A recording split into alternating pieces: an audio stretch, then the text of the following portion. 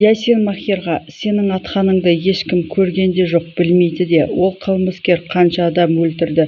Қазір өліп кетсе, сені ешкім көрген жоқ қой дейді. Ал тірі қалатын болса, сенің жағдайың қиын болады дейді. Ең болмағанда Назибаки оянсын, сонда барып полицияға барып беріле берсең болады деп. Ал Махир жоқ, мен күте алмаймын. Қылмыс жасадым, мойындауым керек деп машинасына қарай бара жатқанда Осман келіп, аға, Орханды Хилми деген біреулер келіп алып кетті, сені күтіп отыр дейді. Белген жүр, сорпа ішіп келейік дегенде Тұрғыт отыр. Махирдің атқанын және министр мырзаның өлгенін естімегенше ешқайда кетпейміз дейді. Полиция келіп, кеше оқиға болар алдын министр мырзаға бойы ұзын 1.91 кісі келіпті дейді. Фарида келіп, не болып жатыр деген кезде Аднан, сіздің әкеңізді Махир қара атыпты дейді. Сөйтіп Селим, кеше кеңсеге баса көктеп келген адам және әкеңізді ауруханаға әкелген адам бір кісі екен. Куәгерлеріміз бар, олардың сипаты бойынша Махир қараға келеді дейді. Фарида, бұл сендердің тағы қандай ойындарың? Махир қара менің әкемді өлтіріп кетіпті дейді ме? Мен бұған ешқашанда сенбеймін дейді. Сендердің ойларың Махирді көзін жою дейді. Сендерді жұмыстарыңнан босатамын. Оны бұлай кінәлау үшін сендер бірінші менің көзімді жоюларың керек дейді.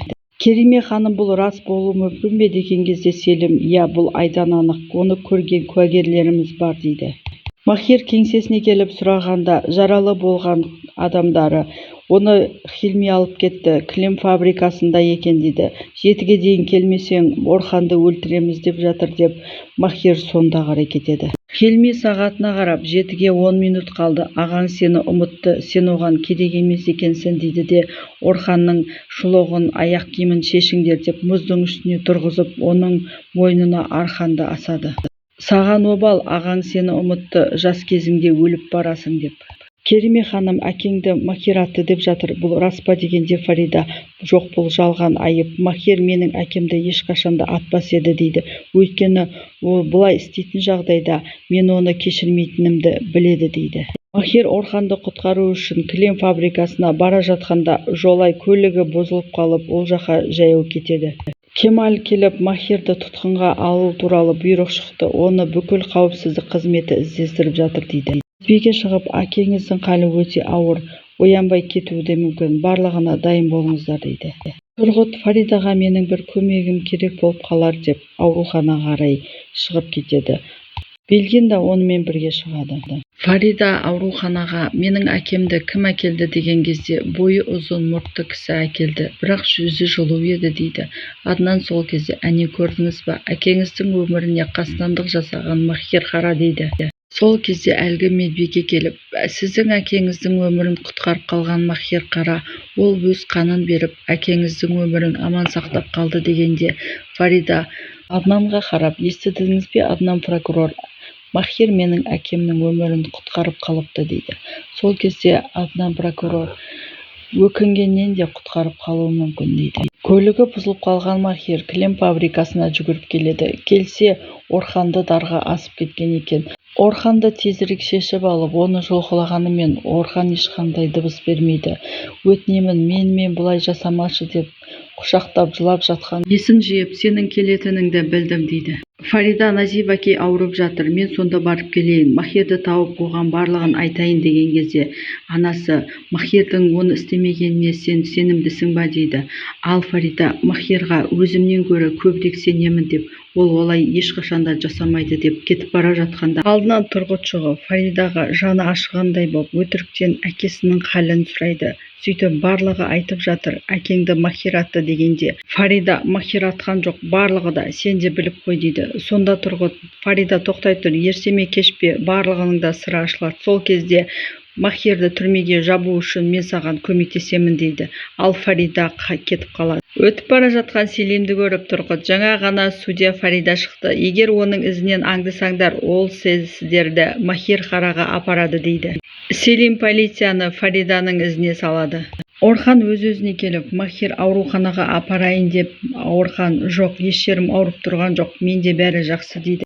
Әргі боксер Хилми сенен өшін алу үшін түрмеден қашып шығыпты дейді. Егер сені таппаса, менен бастап барлық отбасы мүшелерімізді қырамын деп айтып кетті дейді. Ал боксер Хилми болса, Махир Қара тұратын ауданға келіп, барлық есікті қағыңдар да, маған Махир Қараның үйін тауып беріңдер деп адамдарын жібереді. Ойыншықты құшақтап жатқан Илкнұрдың жанына келіп, Сейіс оның ойыншығын алып қарап тұрғанда, Илкнұр да оянып, бұл баламның ойыншығы еді, ол қорыққан кезде осыны құшақтап ұйықтайтын. Мен де қазір осы ойыншықты құшақтап иіскемесем ұйықтай алмайтын болғамын дейді. Адам жұбаныш іздейді екен әрі қарай өмір сүру үшін деп. Ал Сейіс дұрыс айтасың Илкнұр дейді. Өмір деген қызық қой, қызық жерін сызып қой деп тұрып Сейіс.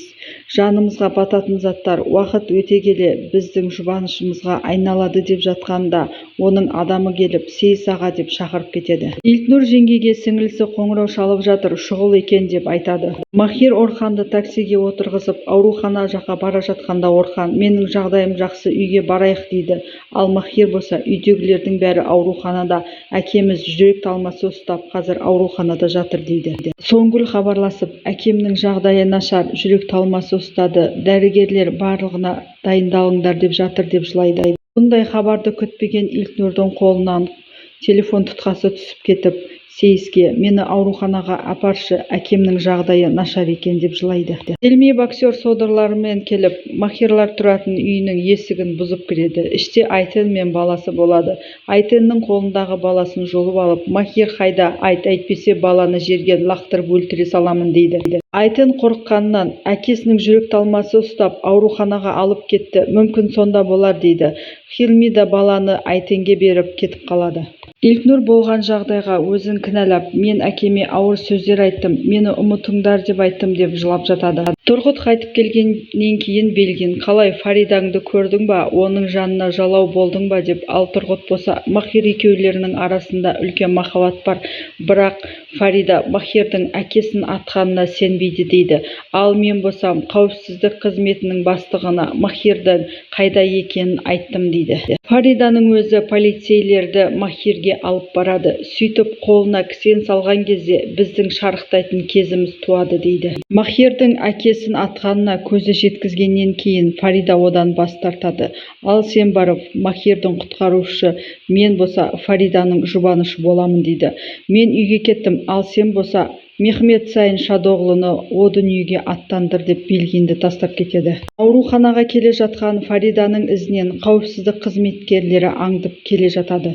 Боксер Хилми да келіп жеткен кезде Махирлар да таксимен келеді. Хилмиді көрген Махир оған жүгіріп барып соққының астына алады. Аяқ астынан төбелес басталып кетіп, ауруханаға жеткен Исмаил да Махир мен Орханға көмектесіп Хилмидің адамдарымен төбелесіп жатады. Ауруханаға келіп жеткен Фарида Махирдің Хилмиді ұрып жатқанның үстінен түседі. Еш нәрсеге түсінбеген Фарида қарап тұрған кезде осы жерде келіп жеткен полиция мен қауіпсіздік қызметтері Махир Қара министр Мехмет Сайын Шадоғлуға оқ атты деген күдікпен қамауға алынасын деген кезде Фарида өз естігендеріне сенбей тұрып қалады. Белгин Фариданың әкесін өлтіру үшін өтіріктен медбикенің киімін киіп келіп, оған бір укол салып кетеді. Белгин палатадан шығып бара жатқанда ешкім одан күдіктенбейді. Суна да оны танымай қалады.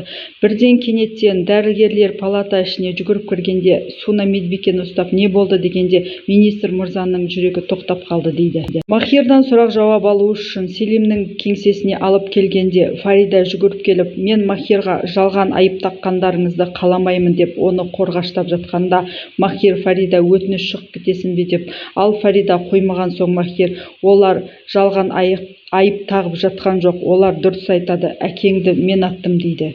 Махирді қорғап, оның сөзін сөйлеп жатқан Фарида Махирға қарап үндемей тұрып қалады.